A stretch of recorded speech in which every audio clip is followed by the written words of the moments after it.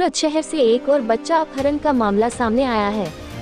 हालांकि पुलिस की सतर्कता के कारण अपहरणकर्ता को कुछ ही घंटों में पकड़ लिया गया और बच्चे को रिहा करा लिया गया। उधना इलाके में अपने घर के पास खेल रहे 3 साल के बच्चे का एक व्यक्ति ने अपहरण कर लिया। पुलिस को जब इसकी जानकारी मिली तो उधना पुलिस ने कुछ ही घंटों में लगभग 200 सीसीटीवी कैमरों की जांच की और आरोपी को पकड़कर बच्चे को छुड़ाकर उसके अभिभावक को सौंप दिया। बच्चे के लंबे बाल हैं और पुलिस को शक है कि आरोपी ने बच्ची समझकर बदनीयती से बच्चे का अपहरण किया होगा। ताज़ा खबर देखने के लिए देखते रहे स्टार न्यूज नेटवर्क। जय हिंद, जय भारत।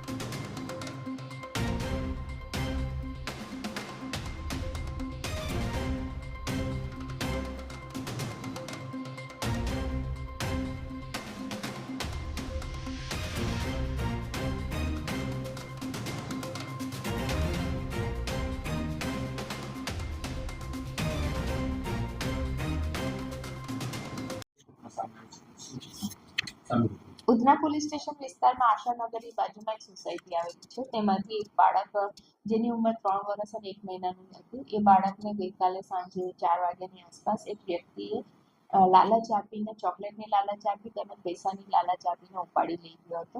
એ બનાવ બનતા જ ઉધનાના પીઆઈ દેસાઈ સરે ગંભીરતા એની દાખવીને સર્વેલન્સ સ્ક્વોડના પીએસઆઈ એમ કે અશ્વાની તેમજ તેના દ્વારા સુપરવાઇઝ થયેલા 4 હેડ કોન્સ્ટેબલોને એક અલગ અલગ ટીમ બનાવવામાં આવી। એ ટીમે આશરે એ વિસ્તાર જે બનાવ બન્યો છે વિસ્તારની આસપાસના 200 જેટલા સીસીટીવી ચેક કરતા એને આરોપી જે બાળક લઈને જતો હતો એને પકડી પાડવામાં આવેલ છે।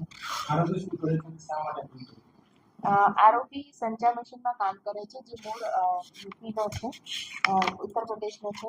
એનું નામ છે દાનિશ ઉર્ફે પપ્પુ નપંશી, જેની ઉંમર 27 વર્ષની છે અને પોતે સંચાર મશીનમાં કામ કરે છે। એનો ઈરાદો હજી સુધી સ્પષ્ટ એને પોતે કરવું નથી, પરંતુ બાળકનો વાળ લાંબા હોય, દીકરી એને સમજતો હોય ને એ રીતના એના બદ ઇરાદાથી જેને ઉપાડી ગયો છે, જ્યારે એને કોઈક એના સાથે કોઈ રિલેશન નથી બાળક।